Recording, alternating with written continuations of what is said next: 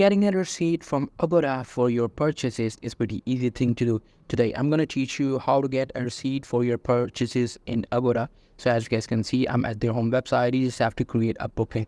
After the booking, what it will do is they will send you an email on your email address. So this is how the email should look like. So in my case, I do not have any booking, so I didn't receive any email. So I'm just going to take it and as an example. So this is how the email will look like. So you just need to scroll down. When you will scroll down, you will see these options. As you guys can see, there are two options. The first one is request receipt invoice, or you guys can modify or cancel booking. So you just have to click on this request receipt invoice. What it will do is it will ask you to put some information about your booking. It will ask you for your booking number, a few details. You just have to fill out the details, and it will send you an invoice for the amount of money you paid for making the booking at Agoda. So that's pretty much it. That's how you guys can get an invoice for your payment in Agoda. Hope you guys find this video helpful.